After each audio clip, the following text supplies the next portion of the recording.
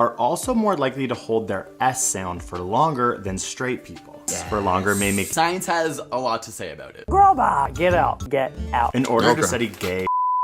Hey everybody, this is Dean FM, and today I wanted to do another reaction video. This one is too a little different of a topic. It's called Why Do Gay People Sound Like That? It appears like we're talking about the gay voice based on the thumbnail. But however, I don't know where this is gonna go. Obviously, there's a little bit of a generalization that comes when we say something like that. But please make sure to check out my Facebook, Instagram, YouTube, official YouTube page, and let's get going. And this is by the channel ASAP Science. I can remember I've been told that I have a gay voice, and the internet loves to tell me that I sound like the honey badger. Oh, the honey badgers are just crazy. So is there such a thing as a gay voice? Like, is it quantifiable? If we take out all the slay, boots the house down, and remove any visual or behavioral clues, could you still tell? Surprisingly, science has a lot to say about it. Girl, bye. Bye. Get out. Get out. Get out. In order to study gay, researchers look at parameters such as pitch variation, like how much a person's pitch changes as they talk, duration values for vowels and consonants, aka how long people hold their A, E, I, O, U sounds, or how long people hold their S's. And some studies just straight up get random people to listen to people talk and try to judge whether they thought that person speaking was gay or straight. Results find that gay men speak with higher pitch variation, meaning that their range from low to high is much more extreme than straight men. Not surprised we have range, honey. These pitch studies were done in many languages like English, Dutch, and French, and in all cases, gay men spoke with higher pitch variation. Okay, one thing I think is important to be safe with when we're talking about this is that a high voice and stuff, I think, was starting to imply like a femininity, and there are a lot of gay men who are top as hell and bare as hell that sound way more feminine than I do. However, you know, and again, this is like generalization, a lot of stereotypical societal, what the overall societal stereotype is. So let's keep going. I don't want to judge too much. We still talking about this, but we're talking about high voice. I don't know if my voice is not high as much as it is nasally. I've heard that a lot. Gay men were also found to have longer vowel durations for A, I, and U, aka they hold these vowels longer in general when they speak compared to straight men. But gay men are also more likely to hold their S sound for longer than straight people. Gay people holding their S for longer may make you think of the quintessential like gay lisp, which is very triggering to me. Like as a kid, everyone would always make fun of me and say I sounded like super silly Billy. So sadly, there is some truth to like those bullies making fun of me about that. But it's also a common misconception because a lisp is when you misarticulate your S's, whereas gay people are more likely to over-articulate the S. In fact, studies show that gay men are no more likely to have a lisp than straight men. Finally, when studying gay versus straight men, it was found that gay men were more likely to articulate than straight men, which totally makes sense to me. All my straight guy friends are always like, oh yeah, hey man, do you wanna like hang out on something or like do something right now? It's just like, I'm always like, okay, what? Because of these findings, it was hypothesized that perhaps... I feel like I can say with maturity that I sometimes have trouble with my articulation, and that's something that maybe I'm a little more self-conscious of because I'm a rapper and I try to do more stuff with my vocals and all that. And a lot of the times I've gotten the feedback that my articulation could need improvement, which is not the best, but you know, it's something I've definitely worked on. Something that, along with many talented people, along with musicians, artists, we have to learn how to improve over time. I don't think that that's true. Do I over-articulate? No. Do I over-explain sometimes? Yeah. Were due to hormones, like differences in testosterone possibly.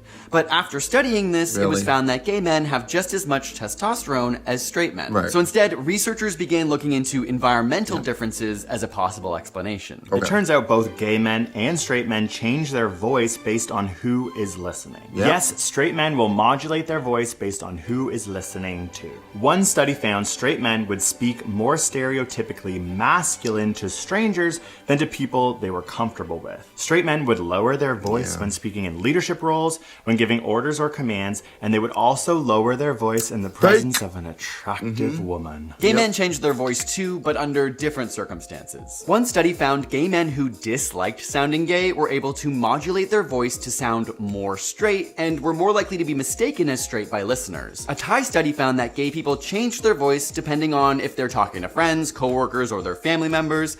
They tend to use the most falsetto voice speech or upper vocal range when talking to friends. But when I was told that I was gay when I was younger and I didn't appreciate it and I didn't like that, I didn't like being called gay, there was no way I could turn it off. I didn't know how to talk straight. Accents probably, to begin with, weren't my strong suit. I've learned how to do some accents over time, whatever the hell that was. But that was never the tea. Now, No, let's not be doing that. But I think it's interesting if that's something that a lot of gay men find themselves doing. I think also because of my gender variancy being on the gender spectrum, more so noticeably, if considering my femininity and all that type of thing. But yeah, I think in my case, maybe that is just something that I really don't feel. And it's harder to turn on things that you don't feel and to act through them. Like, no. I wonder if it's the same for women. Hey, Ma. Like, no. More gay when they were talking to somebody they already came out to, or if they were speaking to somebody who they presumed was gay. Yeah. A really fascinating study on gay YouTubers found that after making a public coming out video on YouTube, their subsequent videos were more likely to be perceived by people as sounding gay. Whereas straight YouTubers of the same age over that same time period would end up sounding more straight to people,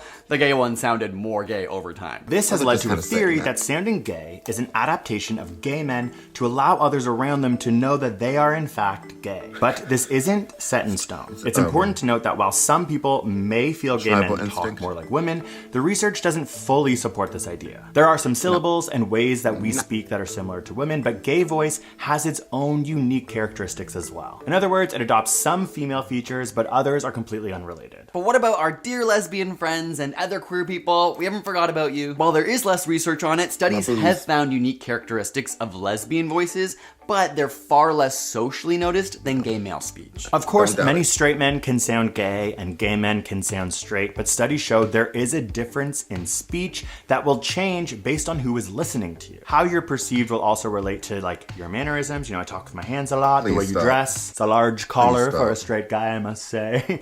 And this all weaves together to create the complexity of speech in relation to sexual fluidity. But what about gay face? Can you tell somebody's gay just from looking at their face? We actually have an entire podcast episode diving into the science of gay face on our Side Note podcast. You can click it on the screen here or use the link in the description if you want to check it out on YouTube. Or I really thought it was going to be one of those videos where it's like, coming from a gay man, I assume based on these stereotypes that that's what they're trying to... I really thought at the end would give me a better moral. At the end of the day, we really can't classify anything specifically, and everybody has their own tonality. Everybody has their own way of speaking. Emphasis regionally, culturally. I think it's interesting when he talks about country-wise and how you could tell a little bit in somebody's voice if they're effeminate, but at the same time, I don't think that's true. It's not necessarily true. No, be careful. There's a lot of straight men who sound gay as hell. More gay than I do. I think that please don't judge. Please don't make generalizations. We should have learned this in second grade, but I guess we are learning again. So I'll talk to you later. Bye-bye.